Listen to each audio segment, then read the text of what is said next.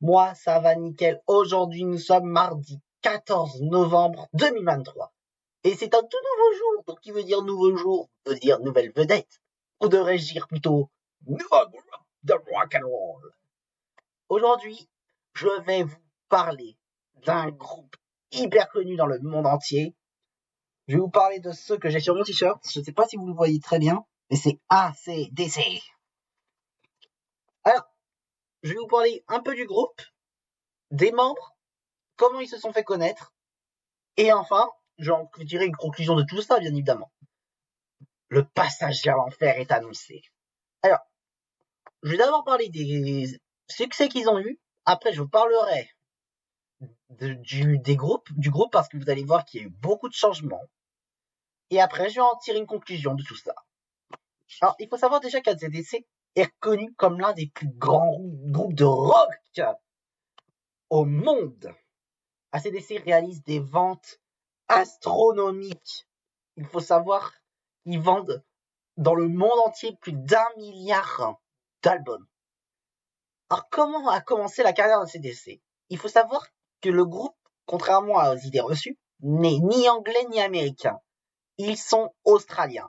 Ils démarrent donc en 1975 à Canberra, où ils sortent 2 albums. Ils sortent l'album High Voltage, ils sortent l'album TNT. Alors, vous connaissez tous TNT.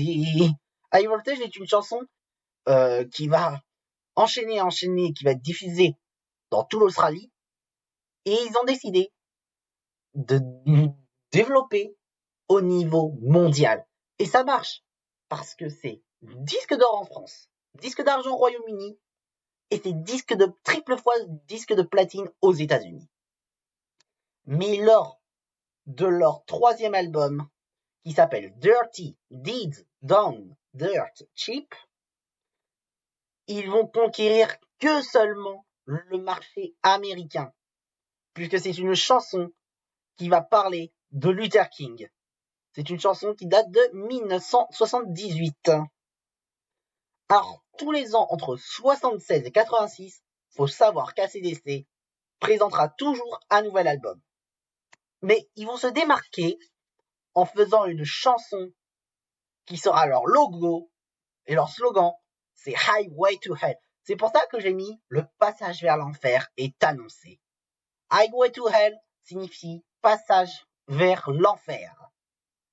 Et c'est comme ça que ACDC réintègre le classement des meilleurs albums de tous les temps par le magazine Rolling Stone.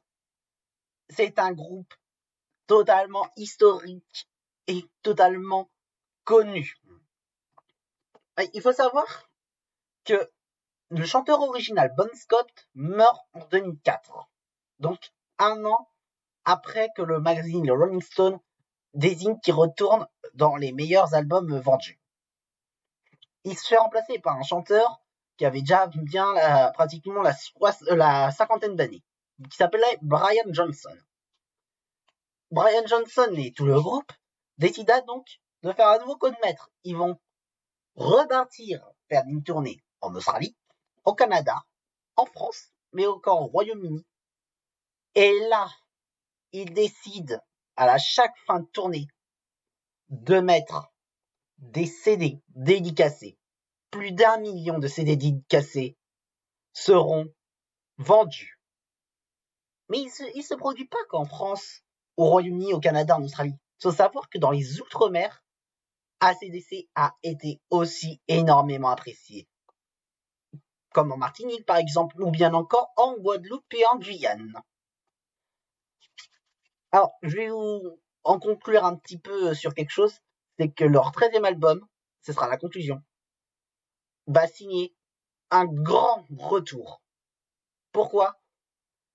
C'est pour annoncer que ACDC, malgré qu'ils ne feront jamais plus de tournée à partir de 2024, en 95, ils ont clairement dit dans une interview, le rock sera toujours présent tant que vous nous écouterez.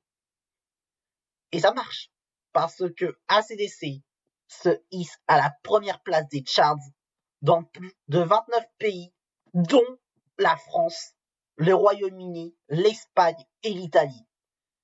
Il faut savoir qu'il y a des pays qui ne diffusent absolument pas assez d'essais. Très peu de pays, mais il y en a quand même. Vous n'en trouverez pas en Iran, en Irak, au Kazakhstan, dans les pays de l'Est, dans le Turkménistan non plus, par exemple.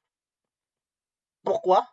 Parce que c'est pour, comme le Kazakhstan et les États-Unis, c'est pas une grande histoire d'amour au niveau historique, ils voient pas pourquoi le marché américain doit arriver sur le sol kazakhstanais. En même temps, c'est un peu compréhensible si je peux me permettre. Sur ce, c'est la fin de cette vidéo. J'espère en tout cas qu'elle t'a plu. Demain, il n'y a pas de vidéo, nous serons mercredi. En revanche, je reviens jeudi et je vais vous parler de Metallica, l'un des groupes les plus phares des années 2000. Et vous allez voir que Metallica fut le seul à conquérir le marché européen d'une façon très insolite. Sur ce, tu sais ce qu'il reste à faire, il te reste à t'abonner, à liker, à partager et surtout à commenter. Je vous fais d'énormes bisous et sur ce, merci encore de votre fidélité et à jeudi midi.